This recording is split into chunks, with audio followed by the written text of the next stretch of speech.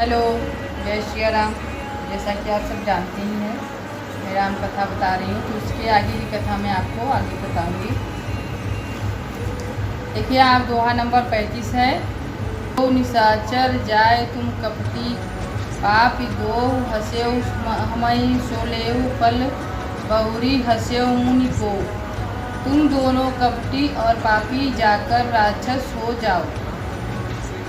तुमने हमारी हंसी की, उसका फल चखो, अब फिर किसी की मुनि की हंसी करना। चौपाई। पुनि जल देख रूप निज पावा, तद्यपि हृदय संतोष न आवा। परकत आदर कोप मन माही, संपत्ति सपति चले कमलापति पाही। जल में तो देखा उन्हें अपना असील रूप प्राप्त हो गया, तब भी उन्होंने संतोष नहीं हुआ। उनके ओठ फड़क रहे और मन में क्रोध भरा था। तुरंत ही भगवान कमलापति के पास चले। देव श्राप की मरे जाई, जगत मोर उपहास कराई। बीचई पंथ मिले दनुदा जारी, संग रमा शो राजकुमारी। मन में सोचते जाते जाकर तो श्राप दूंगा, प्राण दे दूंगा। उन्होंने जगत में मेरी हंसी कराई। दैत्यों के शत्रु भगवान हरि उन्हें बीच रास्ते में मिल गए। साथ में लक्ष्मी जी और वहीं राजकुमारी थी। बोले मधुर वचन सुरसाई, मुनि कहे चले बिकल की नाय। सुनत वचन उपजा अति क्रोधा, माया बस न रहा मन बोधा। देवताओं के स्वामी भगवान मीठी वाणी से कहा, हे मुनि, व्याकुल की तरह कहाँ चले। हे शब्द सुनते ही नारद को बड़ा क्रोध आया। माया के वशीभूत होने के कारण मन में चेत नहीं रहा। पर संपदा सकहु नाही देखी, तुम्हारे हरि हरि ईर्षा प्रकपट विशेषी। मथ सिंदूरुदयी वैर बौरायहु, सुरहु न प्रेरी विष पाना करायूं। मुनि ने कहा, तुम दूसरे की संपदा नहीं देख सकते, तुम्हारे ईर्षा और कपट बहुत है। समुद्र मथन समय तुमने शिवजी को बावला बना दिया और देवताओं को प्रेरित करके उन्हें विषपान कराया। दोहा नंबर 136। असुर सुरा विशंकर आपू, राम मणि चारु।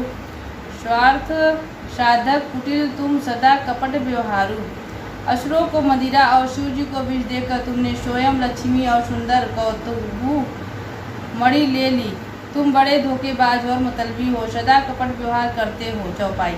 परम स्वतंत्र न सिर पर कोई, भावे मने करो तुम सोई।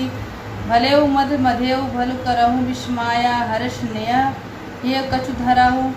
तुम परम स्वतंत्र हो, सिर पर तो कोई है नहीं, इसे जब मन को भाता है स्वच्छ नंताओं से वही करते हो। भले को बुरा और बुरे को भला कर देते हो। हृदय में हर्ष विषाद कुछ भी नहीं लाते। डह की परिह चहु सब काहू, अति असंग मन सदा उछाऊ। कर्म शुभाव शुभ तुम्हारी बाधा, अब लगी तुम्हारी न काहू साधा। सबको ठग कर परख गए और अत्यंत निडर हो गए। इससे ठगने के काम में मन में सदा उत्साह रहता है। शुभ अशुभ कर्म तुम्हें बाधा नहीं देते। अब तक तुमको किसने ठीक नहीं किया था। भले भवन अवयान दीना, पाऊगे फल आपन कीना। बचो मोहि जवानी, धरेउ देह सोहि तन भारुड़। धरऊ श्राप मम ये, अब की तुमने अच्छे घर बना दिया। मेरे जैसे जबरदस्त आदमी से छेड़खानी की, अतः अपने किए की फल अवश्य पाओगे। जिस शरीर को धारण करके तुमने मुझे ठगा, तुम भी वही शरीर धारण करो, यह मेरा श्राप। कभी आकृति तुम कीने हमारी, करें किस सहाय तुम्हारी। मम अपकार कीन तुम भतहारी, नारी विरय तुम हो दुखारी। तुमने हमारा रूप बंदर का सा बना दिया, जिससे बंदर ही तुम्हारी सहायता करेंगे। मैं जिस स्त्री को चाहता था उस मेरा वियोग करा कर तुमने मेरा बड़ा अहित किया। इससे तुम भी स्त्री के वियोग में दुखी होगे। दोहा नंबर 160। श्राप शीश धरे हरिष यह प्रभु बहु विनती कीने, निज माया के प्रबलता करिष्ठ कृपा निधि लीन है।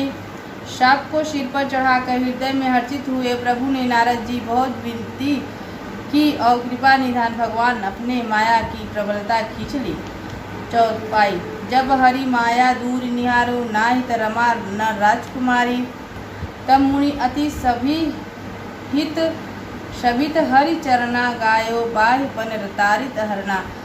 तब जब भगवान ने अपनी माया को हटा लिया, तब वहाँ लक्ष्मी ही रह गई, न राजकुमारी ही। तब मुनि ने अत्यंत भयभीत होकर श्री हरि के चरण पकड़ लिए और कहा, हे शरणागत, दुखों को हरने वाले, मेरी रक्षा कीजिए।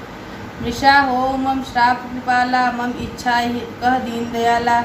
मैं दुर्वचन कहे बहु तेरे, कह मुनि पाप मिटे कि मेरे। हे कृपालु, मेरा श्राप मिथ्या हो जाए। तब दीनों पर दया करने वाले भगवान कहा कि यह सब मेरी ही इच्छा से हुआ है। मुनि कहा, मैंने आपको अनेक खोटे वचन कहे, मेरे पाप कैसे मिटेंगे। जपहु जाय शंकर सतनामा, होइए हृदय तुरंत विश्रामा। कोहु नाही शिव समान प्रिय मोरे, असीस परतीति तजऊ जन भोरे। भगवान ने कहा, जाकर शंकर जी के संतान सतनामक जप करो, इससे हृदय में तुरंत शांति होगी। शिव जी के समान मुझे कोई प्रिय नहीं है, इस विश्वासकों को भूल कर भी नहीं छोड़ना। जय पर कृपा न करहु पुरारी, सो न पाओ मुनि भक्ति हमारी। अश उर धरऊ मही विचार हो जाई, अब न तुम्हें माया निह राई। हे मुनि पुरारी, शिव जी जिस पर कृपा नहीं करते वह मेरी भक्ति नहीं पाता। हृदय में ऐसा निश्चय करके जाकर पृथ्वी पर विचारो, अब मेरी माया तुम्हारे निकट नहीं आवेगी। 138 दोहा। बहुविधि मुनि प्रबोध प्रभु तब माया अंतर ध्यान, सत्यलोक नारद चले करत राम गुणगान। बहुत प्रकार के मुनि को समझाकर बुझाकर डांस देकर तब प्रभु अंतर ध्यान हो गए और नारद जी रामचंद्र जी के गुणों का गान करते हुए सत्यलोक को ब्रह्मालोक को चले गए। चौपाई। हर गण मुनि है जात पथ देखी, विगत मोह मन हर्ष विशेष। अति सभित नारद पै आही, गए पद आरत वचन सुनाई। शिव जी के गणों ने जब मुनि को मोहित और मन में बहुत प्रसन्न होकर मार्ग में जाते हुए देखा, तब वे अत्यंत भयभीत होकर नारद जी के पास आए और उनके चरण पकड़ लिए, दीन वचन बोले। हर गण हमन न वृप मुनि राया, बड़ अपराध कीने फल पाया। श्राप अनुग्रह करहु कृपाला, बोले नारद दीन दयाला। हे मुनिराज, हम ब्रह्मा नहीं है, शिव जी के गण हैं। हमने बड़ा अपराध किया जिसका फल हमने पा लिया। हे कृपालु, आप श्राप दूर करने की कृपा कीजिए। दोनों दिनों पर दया करने वाले नारद जी ने कहा, निश्चर जाय होई तुम दोहु, वैभव विपुल तेज बल होहु। मुझ पल विश्व जीतहु तुम जाहि, जहिया धरिय विष्णु मनुज तनु तहिया। तुम दोनों जाकर राक्षस हो, तुम्हें महान ईश्वर तेज और बल की प्राप्ति होगी। तुम अपनी भुजाओं के बल से जब सारे विश्वों को जीत लोगे, तब भगवान विष्णु मनुष्य का शरीर धारण करेंगे। समर मरण हाथ तुम्हारा होई हऊ, मुकुट नपुनि संसारा।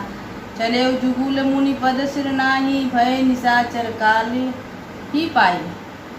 युद्ध में हरि श्री हरि के हाथ से तुम्हारी मृत्यु होगी, जिससे तुम मुक्त हो जाओगे और फिर संसार में जन्म नहीं लोगे। वे दोनों मुनि के चरणों में सिर नवाकर चले और समय पाकर राक्षस हुए। दोहा नंबर 39।